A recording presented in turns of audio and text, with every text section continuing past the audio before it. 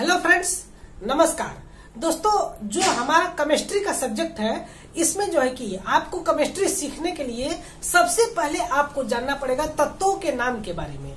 तो तत्वों के नाम को जानने के लिए हमने आज का यह वीडियो सेशन स्टार्ट किया है। इसमें हम चर्चा करेंगे तत्वों के नाम कि उसके नाम क्या क्या है, उसके परमाणु क्रमांक कितने हैं, उसका प्रतीक चिन्ह क्या है और उसका जो है कि परमाणु भार क्या है, इसके बारे में हम जानेंगे। पूरे पीरियोडिक टेबल में यदि हम चर्चा करें तो 118 तत्व है, लेकिन उन सभी के बारे में हमको जो है कि डिटेल में नहीं पढ़ना है। उन सभी के बारे में डिटेल में हम बाद में पढ़ेंगे, लेकिन मुख्य रूप से जो हमारा 99% जो वर्क होने वाला है वह जो है कि 1 से लेकर के 30 तक के जो भी तत्व है उन सभी तत्वों से आपका काम हो जाएगा। इसलिए जो है कि आपको क्या करना पड़ेगा कि परमाणु क्रमांक 1 से लेकर के परमाणु क्रमांक 30 तक के जो तत्व है उनका जो है कि नाम, उसका जो प्रतीक चिन्ह यानी कि उसका जो सिंबल होता है उसको, और जो उसका परमाणु भार होता है उसके बारे में आपको एकदम मुंह जबानी याद होना चाहिए। एकदम इसको किसी भी तरह से करके आपको याद करना पड़ेगा। एक बात और भी ध्यान रखिएगा कि इसको जो है कि आप ट्रिक के माध्यम से याद करने का कोशिश मत करिएगा, क्योंकि ट्रिक के माध्यम से याद करेंगे तो सबसे पहले तो आपको जो है कि एक अच्छा खासा जो है कि ट्रिक बनाना पड़ेगा। और ट्रिक अगर मान लीजिए कोई बना के भी देता है ट्रिक, तो आप जो है कि बस उससे जो है कि सिंबल याद कर सकते हैं, जो कि यहाँ पर सिंबल दिया गया है। लेकिन जो इसका पूरा नाम है उसको याद करने के लिए फिर से आपको मेहनत करना पड़ेगा। इसलिए मेरी आपसे खास रिक्वेस्ट है कि आप कभी भी तत्वों के नाम को याद करने के लिए आप जो है कि ट्रिक का यूज मत करिएगा। यदि आपको सिर्फ परीक्षा पास करनी है, कोई भी हल्का फुल्का एग्जाम पास करना है, तो उसके लिए आप जो है कि ट्रिक इस्तेमाल कर सकते हैं, बिल्कुल सही है। लेकिन आपको जो है कि वास्तव में यदि आपको केमिस्ट्री समझना है तो यहाँ पर कृपया ध्यान दे करके ट्रिक मत इस्तेमाल कीजिएगा, ठीक है। तो चलिए आज के इस क्लास में हम देखेंगे कि 1 से लेकर 30 तक के जो तत्व है उनके नाम क्या है, उनका प्रतीक चिन्ह यानी कि उसका जो सिंबल है वह क्या है, और उसका जनरल एटॉमिक मास यानी कि सामान्य परमाणु भार के बारे में देखेंगे। इसका एग्जैक्ट परमाणु भार हमसे नहीं पूछा जाता है। अधिकांशतः जब भी आपसे जब क्वेश्चन सॉल्व कराया जाएगा तो उसमें जो है कि परमाणु भार आपका दिया रहेगा।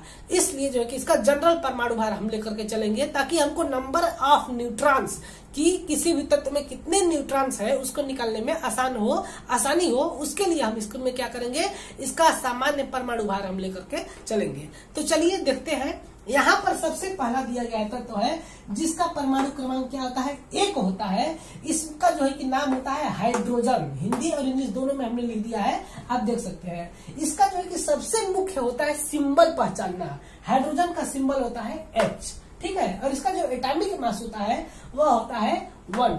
एटॉमिक मास कितना होता है 1 ही, तो 1 होता है।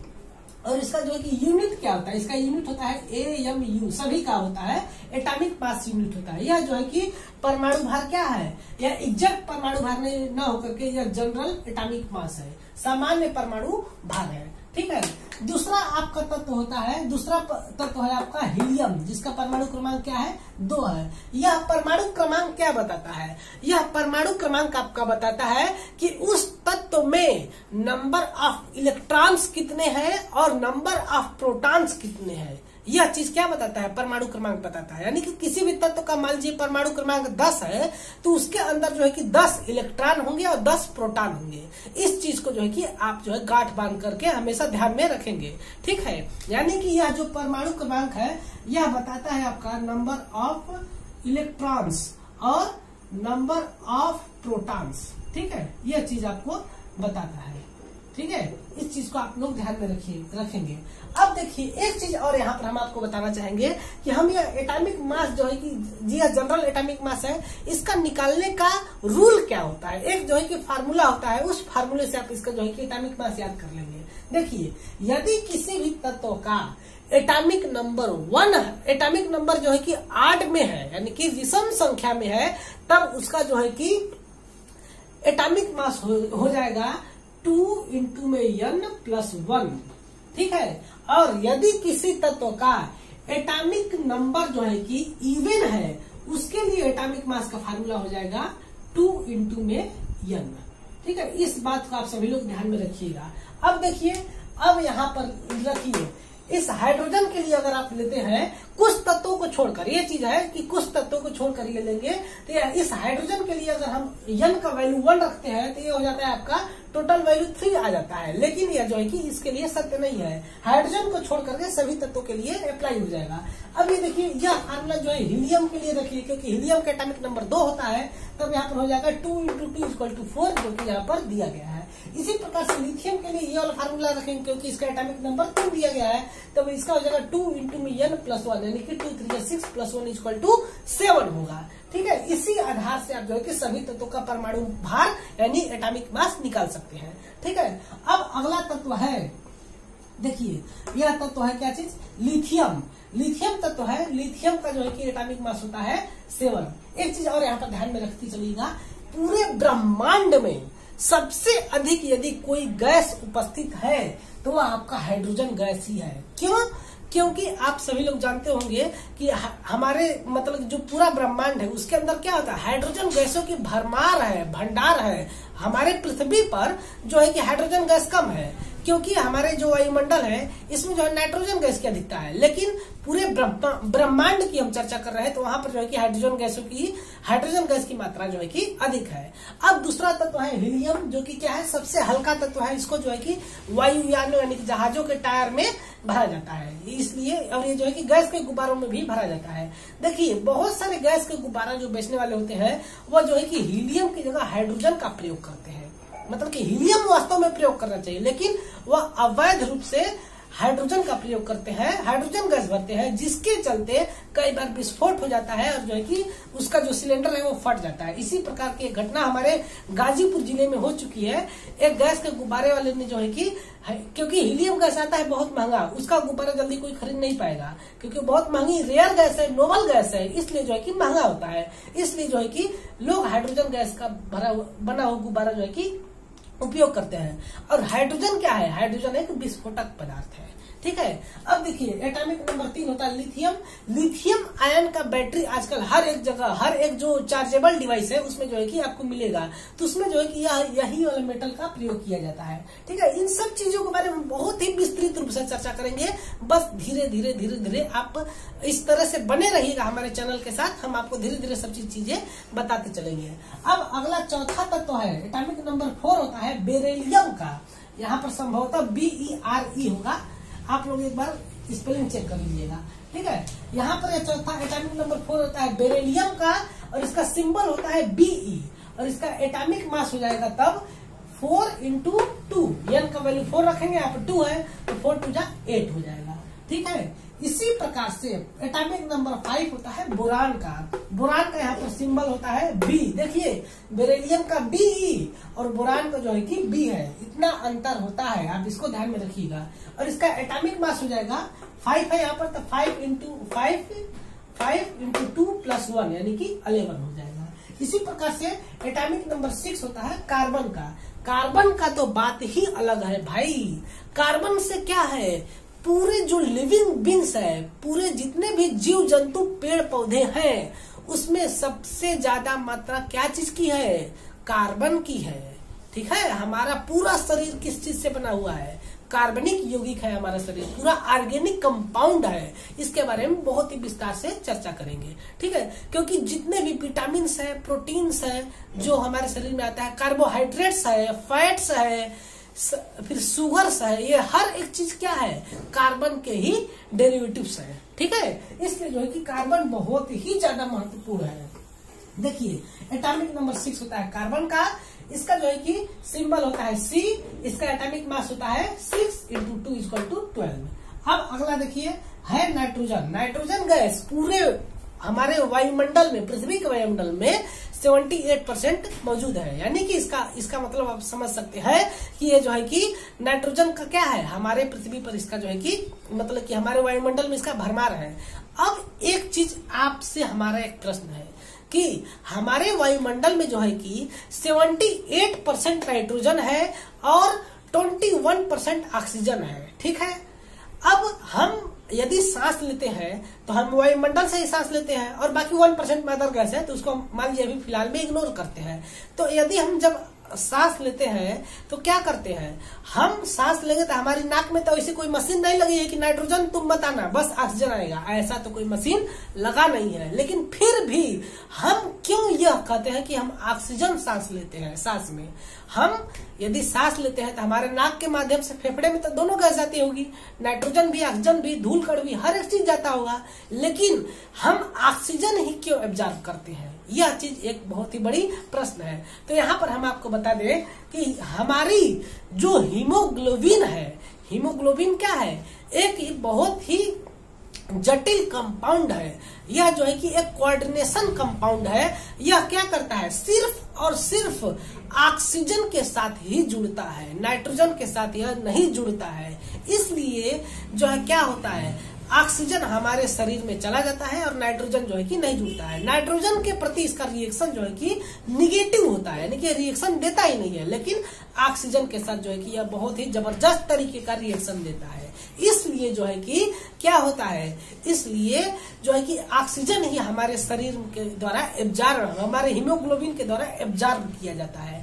अब एक और प्रश्न है आपसे कि कार्बन मोनोऑक्साइड जो गैस है, यह जो है कि क्या करता है, हमारे जो वायुमंडल में जो पॉल्यूशन होता है, जो भी व्हीकल्स है, इंडस्ट्रीज है, या फिर जो भी हम घर में भोजन बनाते हैं, मतलब कि जो गांव में भोजन बनता है चूल्ही पर, जैसे कि अंगीठी पर या फिर लकड़ी जब जलाते हैं तो उसके द्वारा कार्बन मोनोऑक्साइड गैस निकलता है। तो यह जो गैस है, यह जो है कि हमारे शरीर के लिए अत्यंत हानिकारक है और इसका दुष्प्रभाव अंततोगत्वा मृत्यु ही होती है। क्यों ऐसा होता है, क्योंकि जो यह कार्बन मोनोऑक्साइड गैस है, इसका हीमोग्लोबिन के साथ जो रिएक्शन करने की टेंडेंसी है वह ऑक्सीजन के मुकाबले 200 गुना अधिक है। यदि ऑक्सीजन, मान लीजिए कि 10 मॉलिक्यूल यहाँ पर ऑक्सीजन के मौजूद है और 10 मॉलिक्यूल यहाँ पर कार्बन मोनोऑक्साइड के मौजूद है, तो ऑक्सीजन के मॉलिक्यूल न ज्वाइन होकर के कार्बन मोनोऑक्साइड के मॉलिक्यूल ज्वाइन हो जाते हैं। और दुखद बात ये है कि जैसे कि हम ऑक्सीजन से सांस लेते हैं तो कार्बन डाइऑक्साइड के रूप में हम उसको निकाल देते हैं, लेकिन जो कार्बन मोनोऑक्साइड है यह सांस के माध्यम से चला तो जाता है, लेकिन यह जो है कि वापस नहीं निकल पाता है। जब हम सांस जो है कि छोड़ना चाहते हैं तो यह वापस नहीं निकलता है, जिसके चलते कि हम दोबारा से पुनः मतलब कि गैस को श्वसन के लिए अपने अंदर नहीं ले पाते हैं, जिसके चलते कि हमारा दम घुटने लगता है और अंततोगत्वा क्या हो जाता है, जब इसकी कंसंट्रेशन यानी कि कार्बन मोनोऑक्साइड की कंसंट्रेशन बहुत ज्यादा हो जाती है तो अंततोगत्वा उस व्यक्ति की मृत्यु हो जाती है। ठीक है, इस बात को आप सभी लोग ध्यान में रखिएगा, बहुत ही इंपॉर्टेंट चीज आज हमने आपको बताया है। ठीक है, अब अगला तत्व हम देखते हैं ऑक्सीजन, जिसके बारे में हम चर्चा कर रहे थे। इसका परमाणु क्रमांक होता है 8, इसका सिंबल होता है O और इसका जो है कि एटॉमिक मास होता है यहाँ पर 16। ठीक है, यानी कि 8 × 2 करेंगे तो यहाँ पर 16 हो जाएगा। अगला है आपका 9 फ्लोरीन। ओ माय गॉड, यह तो बहुत ही जबरदस्त जो है कि क्या है, इलेक्ट्रोनेगेटिव एलिमेंट है पूरे पीरियोडिक टेबल में। आपको इलेक्ट्रोनेगेटिविटी के बारे में बताया जाएगा बहुत ही मतलब कि अच्छे ढंग से, आप जो है कि थोड़ा सा बस सब्र रखिएगा। ठीक है, इसका जो है कि एटॉमिक मास होता है यहाँ पर देख सकते हैं 19 होता है। 9 × 2 + 1 करेंगे तो यहाँ पर क्या हो जाएगा, 19 हो जाएगा। ठीक है, अब हम आपको आगे का बताते हैं कि किस प्रकार से जो है कि अगला सभी जो तत्व होंगे उनका किस प्रकार से हम निकालेंगे।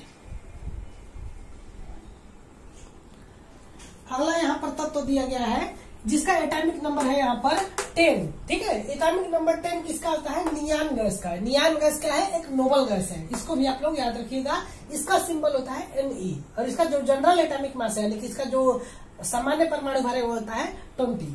ठीक है, अगला आपका तत्व है सोडियम। सोडियम के बारे में तो आप लोगों ने बहुत सुना होगा। सोडियम जो है क्या है, यह जो है कि नॉर्मल वाटर के साथ जो है कि विस्फोटक रिएक्शन देता है, जो है कि पानी में आग लगा देता है। ठीक है, सामान्य भाषा में आप इसको इस तरह समझ सकते हैं। इसलिए इसको जो है कि केरोसिन ऑयल में रखा जाता है ताकि यह हमारे वायुमंडल के साथ जो है कि रिएक्शन न करे, और वायुमंडल में जो नमी है उसके साथ रिएक्शन करेगा तो धीरे धीरे जो है कि सुलग करके खत्म हो जाएगा। जैसे कि लकड़ी, जैसे कहीं आग जलाया जाता है तो जो है क्या होता है, देर तक सुलगता रहता है, इसी तरह से जो है कि सुलग करके खत्म हो जाएगा। और ये इतना सॉफ्ट मेटल होता है कि इसको हम सामान्य रूप से चाकू से भी काट सकते हैं। देखिए धातु है लेकिन इसको हम चाकू से काट सकते हैं। ठीक है। इसका सिंबल होता है, सोडियम का सिंबल होता है 23, इसका जो है कि परमाणु भार होता है आपका, सोडियम का सिंबल होता है Na और इसका परमाणु भार होता है 23। अगला आपका तत्व है मैग्नीशियम। देखिए हीमोग्लोबिन में क्या होता है, हीमोग्लोबिन में आयरन मेटल होता है, लेकिन जो हमारा क्लोरोफिल है, हमारे शरीर का जो खून का होता है वो क्या होता है, खून में हीमोग्लोबिन होता है, लेकिन जो पौधों में जो क्लोरोफिल पाया जाता है उस क्लोरोफिल में जो है कि मैग्नीशियम मेटल होता है। इस बात को आप लोग ध्यान में रखिएगा, आपसे कभी भी पूछा जा सकता है, ठीक है। यह एटॉमिक नंबर 12 होता है मैग्नीशियम का, जिसका सिंबल होता है Mg और इसका एटॉमिक मास होता है 24, ठीक है। एटॉमिक नंबर 13 होता है एल्यूमिनियम का, इसका सिंबल होता है Al और इसका एटॉमिक मास होता है 27। एटॉमिक नंबर 14 होता है सिलिकॉन का, इसका सिंबल होता है Si और इसका जनरल एटॉमिक मास होता है 28। एटॉमिक नंबर 15 होता है फास्फोरस का, इसका जो सिंबल होता है वो होता है P और इसका जो एटॉमिक मास होता है वो होता है 31। एटॉमिक नंबर 16 होता है सल्फर का, फिर इसका सिंबल होता है S और इसका एटॉमिक मास होता है 32, ठीक है। एटॉमिक नंबर 17 होता है क्लोरीन का, इसका सिंबल होता है Cl और इसका एटॉमिक मास देखिएगा 35.5 होता है। अगला आपका तत्व है यह है आर्गन, इसका एटॉमिक मतलब कि एटॉमिक नंबर होता है यहाँ पर 18, इसका सिंबल होता है Ar, लेकिन इसका देखिए एटॉमिक मास जो है कि तो 40 होगा, यह जो है कि रूल के अनुसार नहीं चलेगा, ठीक है। इसका रूल के अनुसार देखेंगे तो यहाँ पर होना चाहिए 18 दूनी 36 होना चाहिए, लेकिन ये कितना है 40 है, यह भी नहीं रूल के अनुसार है। इसके अगर रूल के अनुसार देखें, जो हमने रूल बताया था उसके अनुसार देखेंगे तो ये हो जाएगा आपका 35 होगा, लेकिन यहाँ पर क्या है 35.5 दिया है। एटॉमिक नंबर 19 होता है पोटेशियम का और इसका जो सिंबल होता है देखिए ध्यान से के होता है, ठीक है। और यहाँ पर जो एटॉमिक मास होता है आपका 39। देखिए सोडियम का सिंबल है Na और पोटेशियम का सिंबल है K। क्यों ऐसा होता है इसके बारे में हम किसी और वीडियो में चर्चा करेंगे। ये बहुत ही जबरदस्त चीज है कि इसका जो है कि यह नाम क्यों होता है, ठीक है। अब हम आगे के एलिमेंट को भी हम अभी आपको बता देते हैं, मतलब कि 19 तक हो गया, अब आपको 30 तक के पूरा बताते हैं कि उसका एटॉमिक मास और जो है कि एटॉमिक नंबर है उसका नाम क्या होगा, सब चीज हम आपको अभी बताते हैं। अब आगे का तत्वों को देखते हैं कि इसका एटॉमिक नंबर और सभी चीजें कैसे होती है। देखिए एटॉमिक नंबर 20 होता है आपका कैल्शियम का, कैल्शियम का सिंबल होता है Ca और इसका जो जनरल एटॉमिक मास होता है 40। एटॉमिक नंबर 20 होगा स्कैंडियम का, इसका जो सिंबल होगा Sc, जनरल एटॉमिक मास हो जाएगा 45। और एटॉमिक नंबर 22 होगा आपका टाइटेनियम का, इसका सिंबल होगा Ti, इसका एटॉमिक मास हो जाएगा आपका 48। एटॉमिक नंबर 23 हो जाएगा वेनेडियम का, यहाँ पर देख सकते हैं इसका नाम, इसका सिंबल हो जाएगा V, इसका एटॉमिक मास हो जाएगा 51। एटॉमिक नंबर 24 हो जाएगा क्रोमियम का, इसका सिंबल हो जाएगा Cr और जो है कि इसका जो एटॉमिक मास हो जाएगा वो हो जाएगा 52। एटॉमिक नंबर 25 हो जाएगा आपका मैग्नीज का, इसका सिंबल हो जाएगा Mn। याद रखिएगा मैग्नीशियम का Mg, मैग्नीज का Mn, ठीक है, यह डिफरेंस आपको याद रखना पड़ेगा। इसका एटॉमिक मास हो जाएगा आपका 55। यदि आप एटॉमिक मास नहीं भी याद करते हैं तो काम चल जाएगा, लेकिन यदि आप एटॉमिक नंबर, एलिमेंट्स का नाम और ये सिंबल नहीं याद करते हैं तो आपकी गाड़ी रुक जाएगी। इस बात को आप सभी लोग ध्यान में रखेंगे, ठीक है। एटॉमिक नंबर 26 होता है आयरन का, इसका सिंबल होता है Fe, इसका एटॉमिक मास होता है 56। एटॉमिक नंबर 27 होता है कोबाल्ट का, इसका एटॉमिक मास होता है 60, इसका सिंबल होता है Co। एटॉमिक नंबर 28 होता है निकिल का, इसका जो सिंबल होता है Ni, इसका जो है कि एटॉमिक मास होता है 58। एटॉमिक नंबर 29 होता है कापर का, इसका जो सिंबल होता है वो होता है Cu।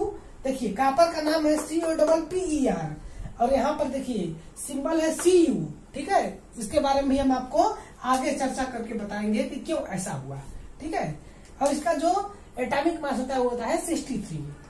और लास्ट है आपका एटॉमिक नंबर 30, जिसका की नाम होता है जिंक और इसका जो है कि सिंबल होता है Zn और फिर इसका एटॉमिक मास होगा पुनः इस तरह से 65। ये था आपका 1 से लेकर के 30 तक के तत्वों का परमाणु क्रमांक, नाम, उसका जो है कि सिंबल और उसका जो एटॉमिक मास है। देखिए यह जो है कि आपके लिए बहुत ज्यादा जरूरी है। आपके जब तक आप पढ़ाई करेंगे तब तक यह जो है कि आपके साथ पीछा नहीं छोड़ेगी। अधिकांश जितने भी तत्व के अभिक्रियाएं देखने को मिलेगी आपको, वो जो है कि इन्हीं तत्वों का रहेगी, 1 से लेकर के 30 तक का। इसलिए इसको जो है कि आपके लिए जानना जरूरी था, तो हमने आज आपको बता दिया। चलिए आज के इस वीडियो में यहीं तक रखते हैं, मिलते हैं अगले नेक्स्ट वीडियो में किसी और नए टॉपिक के साथ। तब तक के लिए आप सभी लोग का बहुत बहुत धन्यवाद। जय हिंद।